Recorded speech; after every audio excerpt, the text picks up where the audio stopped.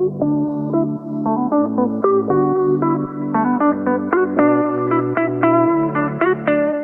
back for another very big episode of the weekly preview for ABR runners this weekend, Aaron. Yeah, looking forward to getting in a day earlier. Had to do the form a little bit earlier this week, Nathan, but with Morpheville Parks Friday, we'll run through them.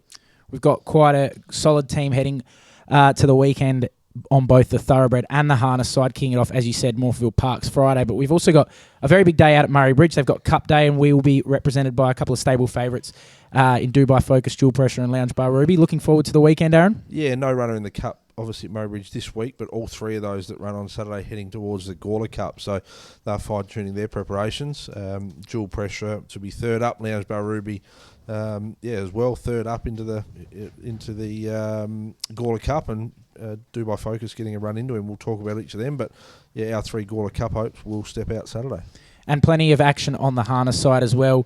Not so much locally. We've got a few going to Melton across the weekend and Menangle, and I think you'll be making the trip across this weekend. Heading off tonight, Thursday night, doing the Menangle Express again. So team of four going there, two of ours and another two of Emma's. So Saturday night, that's the semi-finals of the New South Wales Breeders' Challenge. Very exciting. So we'll kick it off with Morpheville Parks, as we said off the top. We've got two representatives headed there. Firstly, Bullet Wing. Matty Chadwick goes on to get a little bit of weight off over the 1550, second up after his run at Bordertown. Expectations there? Yeah, look, I think he'll need the running just at the 1550, so the second time out in trip. So second up out in trip. He did obviously kick off at the 1200 at Bordertown. Wasn't beaten far there.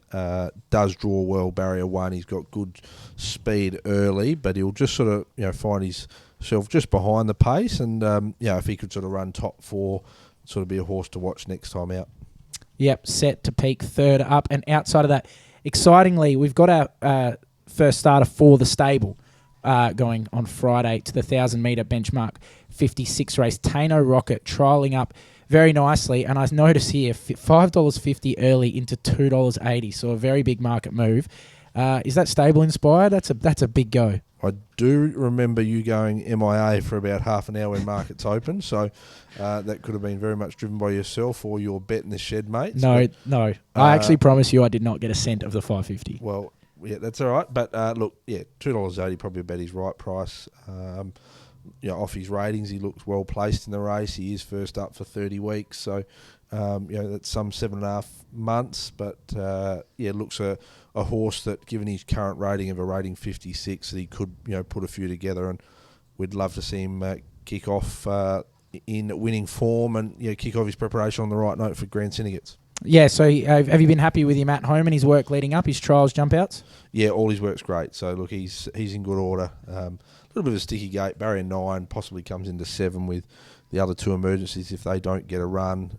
Todd will hopefully probably appreciate riding one for us that jumps out of the gates and puts itself in the race. The last two he's hopped on, he's been 15 lengths last, so hopefully not Tano Rocket is, but Pacific Cross been giving him a bit of trouble of late for the stable, but hopefully Tano gives him a nice ride from the gate. This is 2 weeks in a row. I just wish she wouldn't bring up that horse because she is been very frustrating, but we can hopefully do a bit of homework and get her back on track. Should we do some harness stuff on Friday as well? We've got a horse we've had a little bit to do with here out at Gawler. No, not the Buttons, having her first start over at Melton for Emma Stewart. Second start. Leave the harness form to me there, Nathan, but that's all right. Was very, very good first up for Emma Hill, or first up back over there from a little stint here in Adelaide, but look, he'll be winning that race. I think he'll be very short, but he's only got to go anywhere near like he did first up for them when he was unluckily beaten, and he'll be winning.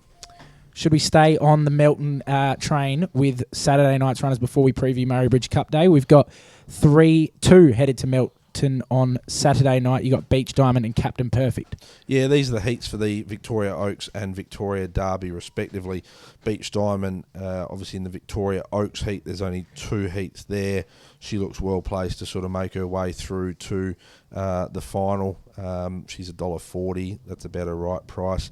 In all-in market, she's one of the major players. To be fair, I'll just get the all-in market up. I think they still have them open for... No, they don't, but in early market, she was like $5 all-in market, so she's probably $3.50, $4 if she wins. wins her way through Saturday night and draws well, she'll be the one to beat. Then should we move on to Murray Bridge? Yeah, sorry, just Captain Perfect as well. Just touch on him. So he's drawn outside the front in his heat of the Derby. Victoria Derby, a very strong series here, but he will relish every metre of the 2760, and think he can run a good race. If he doesn't make if he's not to sort of run top four and make the Victoria Derby final, the Group 1 next Saturday night, we will see him here in Adelaide for the SA Derby heat. So that's not a bad little consolation to head towards. He'd be very, very hard to beat in a race like that, but let's hope we see him in the big one next Saturday night with a better draw. Very good. Now we can jump into Murray Bridge Cup Day. One of the stable stars, Dubai Focus, first up, race 4, number 7. He's drawn an inside gate, low weight, Craig Newitt across to ride. Excited to see him back at the races, Aaron? Yeah, good to have him back. This is just a run to kick off the preparation to be second up in the Gawler Cup. 1200 at this level in open handicap, going to be well short of his pet trip, but he needs this run under his belt to then head to the 1500 metre Gawler Cup trip 2 weeks time. Want to see him. He's got a beautiful draw to be just on the fence behind the speed. Naturally he's a leader, but we'd love to get a little bit of cover first up, and then just see him doing what he does best at the Gawler Cup Day. But we want to see him run well Saturday to tick off his preparation to head to the Gawler Cup. And if he gets there, he will lead into the straight of the Gawler Cup a long way with his natural early toe. And there's a chance that Froggy Newitt comes and rides him Gawler Cup night. I was going to say, hopefully we haven't gone and run early with the Froggy Newitt 54 kilos and barrier 1. That would be an ideal draw in a Gawler Cup, and it'd obviously be awesome to win the local cup out here. Then we move on to 2 runners in the same race. The lucky last, race 9, we've got Dual Pressure coming off a very, very good run at Morphettville last start. He's bursting to win, but draws tricky in 13. And Lounge Bar Ruby, who's definitely got the visitors drawing barrier 19 for Taylor Johnston. Expectations with these two? Both tricky draws. We didn't favour. We got 2 in the race and didn't favour it all well. Dual Pressure, obviously the best of the 2 hopes. If he drew any better, he's probably even closer in the market. I think he's $7 or $8 at the moment in the market. But look, his run last week was really good, or last start was really good. First time out to 1400 metres for us. He's on a Gawler Cup path as well. We want to see him 4th up into the Gawler Cup. This horse is, he's racing really well without a lot of luck. Doesn't favour well, so let's hope we get Saturday out the way. Think he can still win, but he'll need a peach from Stubby.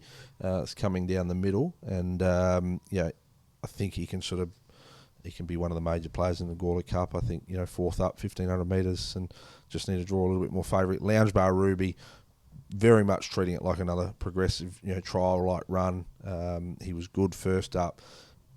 Typically you wouldn't run from a wide gate, but we need to get this run under our belt again to be 3rd up to the Gawler Cup. So all 3 of these horses, Dual Pressure probably the best of our hopes Saturday, but all 3 of these horses obviously need to run Saturday to be a live hope in the Gawler Cup. Yeah, certainly. And Lounge Bar Ruby and Dual Pressure, definitely horses who will build into their prep. Lounge Bar Ruby's form in particular tends to pick up later in his prep.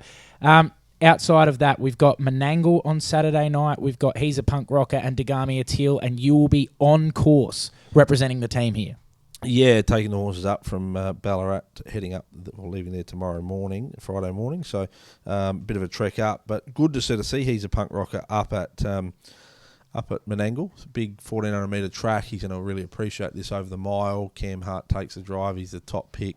I'd say it open favourite in the market. He was really good last time out with a sit sprint, 1 turn of foot. And Degami Atil goes around in the 2-year-old filly semi-final. She won a heat 2 weeks ago. She makes her way back up. She's open short. Oh, she will open short in her semi-final. There's a couple that go okay in it, as you'd expect. But she's probably got the easier of the 2 semi-finals. There's some nice horses in the other semi-final, which she'll have to win her way through Saturday night and face them in the big dance the week after. Very, very good. And then finally, quick mention to Sweet Mia, who's up in Queensland, looking for back-to-back wins. Certainly a favourite on the weekend preview. She's been very, very good for the stable, or for the ownership group, I should say. Expectations and chances for her to go back-to-back on Saturday night for Chantel Turpin. Pete McMullen goes aboard. Yeah, Pete taking the drive here. Look, she's second pick in the market behind Windy Hill Tara, who was beaten favourite last time out, or last Saturday night at Albion Park.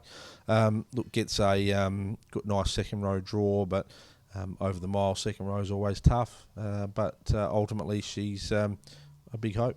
Yeah, expecting her to run really, really well.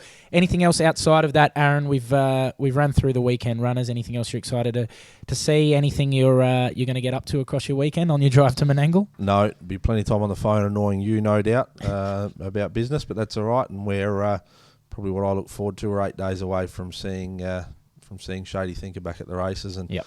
And also, some trials next week with the likelihood of a horse like Starscreen to be stepping out for us. So, you talk about Dubai Focus returning, Jewel Pressure starting to build into his prep and heading towards, Gawler Cups there. But the likes of Shady Thinker and, potentially Starscream, and Aleandra has landed in Australia as well, all sold out now. So you've done a good job there, Captain. We look forward to the coming weeks and months as always. It's easy when you've got a terrific ownership group and we are buying into nice horses. So exciting time for the stable. Spring is certainly heating up, and looking forward to meeting a couple of you guys at the races across the weekend. I'll be there representing at Murray Bridge. So wishing everyone the very best for the weekend, and hopefully can have a good time on the weekend.